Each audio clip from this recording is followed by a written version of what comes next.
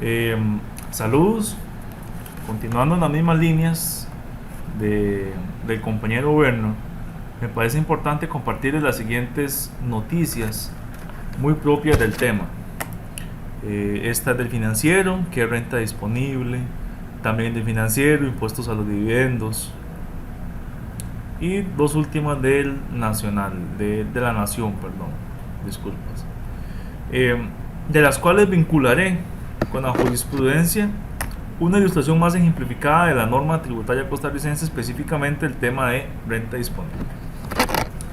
Tenemos un primer ejemplo donde dice, bueno, ¿qué sucede si una sociedad recibe ganancias de capital no sujetas al impuesto de utilidades y luego distribuye dividendos que incluyen dichas ganancias? En este momento tenemos dos aristas, ¿verdad? Bueno, tenemos el artículo 16 que establece que también forman parte de la renta disponible las rentas, ganancias o provechos gravados por esta ley o por otras. Esta hipótesis se refiere al caso de rentas que, no estando gravadas por el impuesto de utilidades, están sin embargo sujetas a otro impuesto sobre la renta, recogido en esta ley o en alguna otra. Por ejemplo, el impuesto sobre los intereses. Las ganancias de capital en general no están sujetas por ningún impuesto sobre la renta. También tenemos un inciso en el mismo artículo 16 que incluye las rentas exentas. Las ganancias de capital no están exentas en el impuesto de utilidades, simplemente no están sujetas, dado el concepto de renta y sobre el que se estructura el impuesto.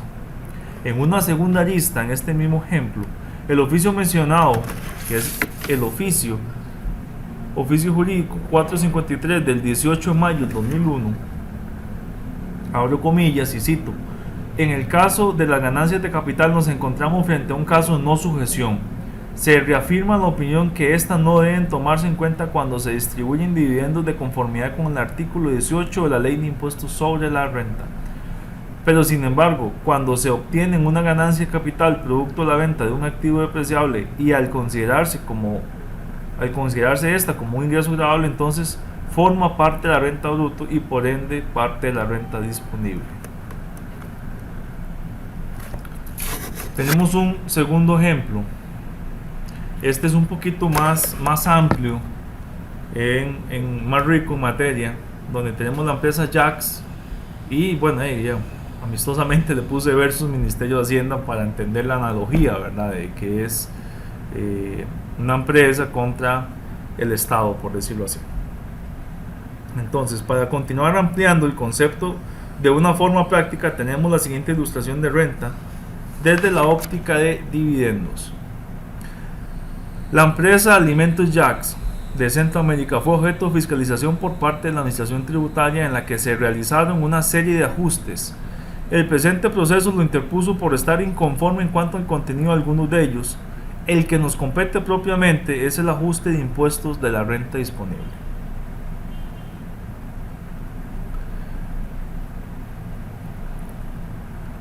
el cual en sede administrativa se consideró que existió una distribución de dividendos a favor del señor Pozuelo Marín, quien con anterioridad vendió sus acciones a la empresa Global Jax en Alante Global. Esta empresa es la de los hijos. Él le vendió a los hijos, sociedad que a su vez pertenece a sus hijos. Fue esta última sociedad quien se le giraron los dividendos, los cuales en criterio del órgano fiscalizador fueron a su vez transferidos al señor Pozuelo Marín por concepto mencionado. ¿Ok? Entonces, en este cuadrito que está en pantalla, en el símbolo más tenemos lo que establece la empresa y en el símbolo menos tenemos lo que la administración establece, lo que el tribunal establece. El ajuste en cuestión, aplicando el principio de realidad económica, se fundamentó en que el beneficiario real de los dividendos repartidos por Alimentos Jax fue el señor Pozuelo Marín, y que la intervención de la empresa Global se dio para aplicar una de las excepciones del inciso B del artículo 18 de la Ley de Impuestos de la Renta: distribución de dividendos cuando el socio es una sociedad de capital, máxime que todos los ingresos de esta última procedían de la distribución de dividendos por parte de Alimentos Jax. Ante esta situación, La administración tributaria, el tribunal, procedió a realizar un ajuste a derecho conforme a la normativa. Es criterio unánime del órgano colegiado que la administración tributaria tuvo los elementos fácticos y jurídicos suficientes para llegar a la determinación de la conducta omisiva por parte de la empresa de no llevar a cabo la retención del 15% según el artículo 18 de la Ley de Impuestos sobre la Renta, sobre el monto de los dividendos del señor Pozuelo Marín, al que se encontraba obligada en la fiscalización que se dio seguimiento de la ruta que siguieron los dividendos del señor Pozuelo Marín a través de la cancelación de utilidades de Global Jacks, última que con posterioridad y como parte del pago de las acciones le devolvió al señor. Esto que estamos hablando lo encontramos en la resolución 00115-F-S1 del 2015 de la Sala Primera de la Corte de Justicia de San José. Esta fue una resolución del 29 de enero del 2015. Siempre en la misma resolución anteriormente citada tenemos los siguientes ejemplos.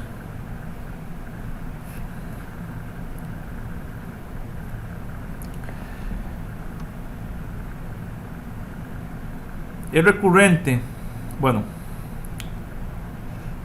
encontramos en la misma resolución otro de los puntos que la empresa estaba discutiendo, estaba solicitando, y tiene que ver con un ajuste del impuesto de renta disponible conforme a los gastos deducibles.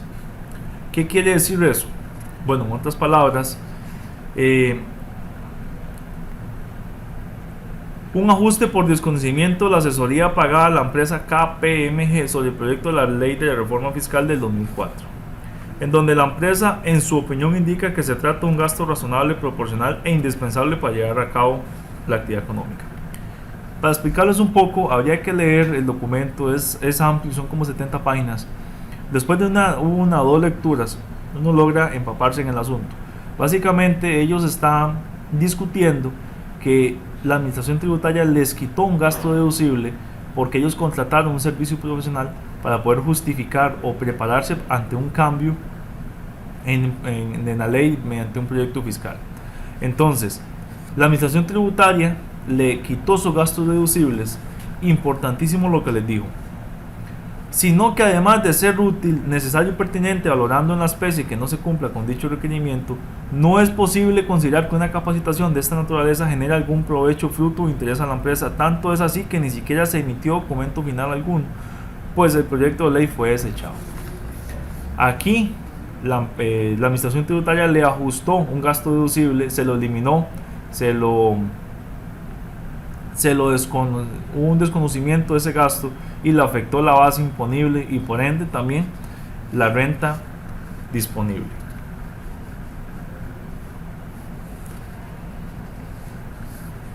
Tenemos otro caso donde tenemos una renta disponible y remesas. Esto sale del expediente 1105-005-103-1027-CA. Es de una empresa de origen salvadoreño con un representante en el país, Hotel Camino Real Sociedad Anónima, demandando al Estado.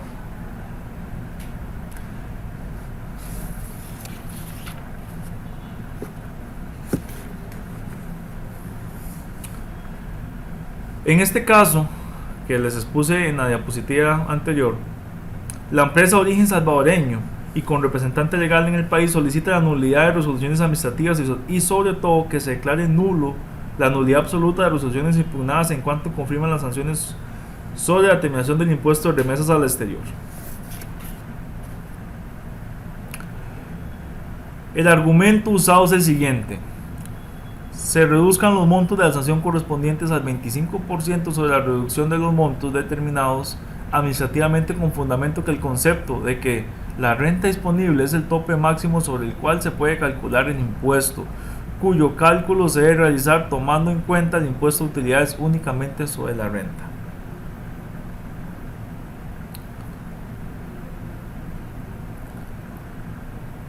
son las sumas que efectivamente sean remesadas las que constituirán la base del cálculo del tributo, es decir, en este caso la renta imponible y la renta disponible. Es decir, la base imponible del impuesto deberá determinarse las rentas efectivamente trasladadas al extranjero. Y nos comparte un voto, ¿verdad? Esto es lo que manifiesta el Tribunal Fiscal Administrativo.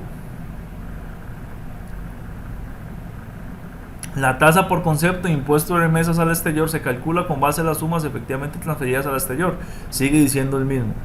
Sin que el cálculo tenga que ver con las sumas declaradas y a la postre reajustadas por concepto de impuesto a las utilidades tal y como pretende la representación de la actora. Con lo que concluye la sentencia, el hotel distribuyó efectivamente utilidades a su socia. Ella está afecta a la retención de impuestos sobre las remesas al exterior, sino que además la determinación de la administración tributaria se ajusta a dicha norma, que es clara en su contenido y finalidad. Para terminar, para concluir, tenemos la renta disponible y la ganancia de capital. Encontramos una jurisprudencia, encontramos una sentencia de la Sala Primera de la Corte Suprema de Justicia. Ahí está el expediente 06-000093-0161-CA de San José. Esto es del 12 de noviembre del 2009.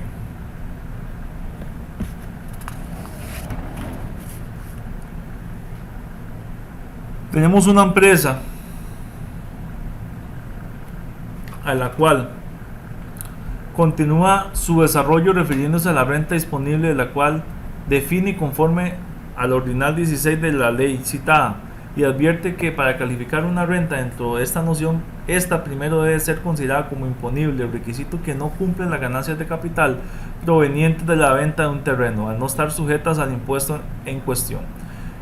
En la línea de lo anterior indica su representada que no se encuentra obligada a retener el 15% sobre dicha suma, pues no se trata de una renta disponible de la sociedad que está distribuyendo. ¿Se recuerdan el primer ejemplo que vimos? El primer ejemplo trataba el tema específicamente. Aquí lo vemos, y donde la administración tributaria actuó mal y esta empresa le ganó la discusión en el tribunal, y este es el por tanto. Se declara con lugar ambos recursos de la empresa, se anula la sentencia del tribunal fallando en el fondo, se acoge parcialmente la excepción de la falta de derecho en cuanto al ajuste derivado del pago de las cesantías a los socios. Bueno, eso es un tema ahí, pero al final de cuentas, y continúa leyendo ahí, donde se rechaza todo, y le da con lugar los recursos. Ellos le ganan a la administración tributaria, ganan por decir un término, ¿verdad?, donde le demuestran que le cobraron o pretendían cobrar eso por las ganancias de capital de la venta de un terreno. Sin más, nada más que agradecerles a los compañeros. Las diapositivas van a estar en la página, en el foro, ahí pueden ampliar más, y si gustan las resoluciones yo las tengo, con mucho gusto se las facilito. De mi parte y la parte de don Berno sería todo por hoy, y estamos para servir.